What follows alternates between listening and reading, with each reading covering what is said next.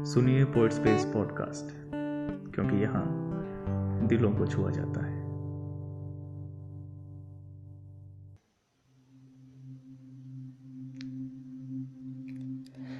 रात हो गई है बहुत। चलो आज मेहताब का किस्सा दोहराते हैं कि यूँ तो जानता ही था मैं उस मेहताब को कि बचपन में जिसे मामा कहा करते थे, जवान हुए तो अपनी माशूका को चांद सा खूबसूरत भी कहा है कई दफ़ा। पर कल रात पहली बार पहचान हुई उससे कि न जाने कैसी बेचैनी थी गई रात को मेरे दिल में कि कितनी ही कोशिशें करके भी ना सो पाया। थक हार आके सोचा कि छत पर जाकर ही टहला जाए। जाकर छत पर देखा तो अजब सी रोशनी बिखेरे था चांद। लगा जैसे किसी के इंतज़ार में था। देख मुझे उसने ज़रा सी चैन की सांस ली और बोल उठा वो, बहुत बेचैन सा हूँ, क्या थोड़ी बात कर लोगे मुझसे? मेरा दिल हल्का हो जाए शायद। और मैं हैरानी से बस टकटकी लगाकर देखता रहा उसके चेहरे को। एक पल को मैं अपनी भूलकर उसकी बेचैनी का ख्याल करने लगा। मैंने सहमे हुए लहजे में पूछा कि तुम्हें क्या परेशानी हो सकती है? तुम तो खूबसूरती की मिसाल हो। हमेशा चाहा है सबने तुम्हें और बुलंदी पर भी रहते हो। अनगिनत तारों के साथ रहते हो।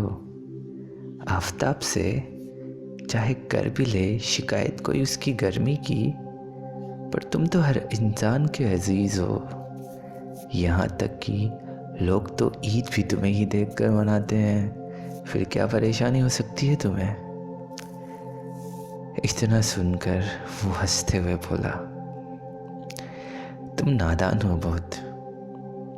तुम्हें नहीं पता कि हर बुलंदी में कितनी तन्हाइयाँ छुपी होती है। तुम नहीं जानते कि ये तारे ज़मीन से जो मेरे पास दिखाई देते हैं वो असल में लाखों करोड़ों मील दूर है मुझसे। और इस सियाह आसमान में अकेला ही तो हूँ मैं।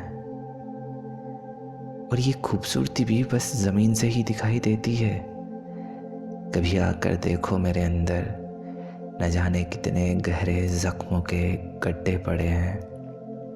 ये सितारे क्या अपनाएंगे मुझे? सितारे तो छोड़ो, मेरी माँ है वो ज़मीन जिस पर तुम रहते हो। कभी इसका हिस्सा हुआ करता था मैं। एक दिन मुझसे यूँ खफा हुई कि अलग करके फेंक दिया खुद से दूर। हज़ारों सालों से इससे माफ़ी मांगता इसके चारों ओर घूमता रहता हूँ कि कभी तो ये माफ़ करके फिर से अपना ले मुझे। न जाने किस शक्ल में पहचानेगी मुझे, यही सोचकर हर दिन घटता और बढ़ता रहता हूँ। शायद आसमान से मुझे नदारत पाकर इसका दिल पिघल जाए, यही सोचकर हर महीने में एक दफ़ा खुद को गुम भी कर लेता हूँ अंधेरों में कहीं। पर अब एक अरसा हो चला है, अब थकने लगा हूँ मैं। उम्मीद टूट रही है। हर गुजरते पल इतना ठंडा हो गया हूँ कि जैसे मौत के बाद किसी इंसान का जिस्म हो जाता है। ऐ अजनबी दोस्त मेरे,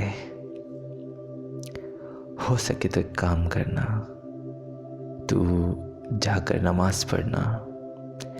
मेरी माँ पर सजदा करके उसे मेरा सलाम कहना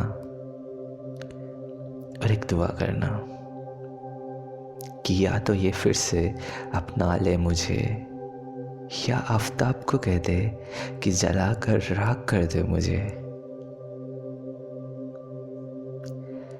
न जाने कब तक चलती रही ये गुफ्तगू मेरे और चांद के बीच। सवेरे जब आँख खुली तो खुद को छत पर लेटा हुआ पाया। भुला चुका था मैं अपनी कई रात की सारी बेचैनियाँ। बस एक ही बेचैनी थी मेरे दिल में कि इस रात भी चांद तो आएगा ना फलक पर।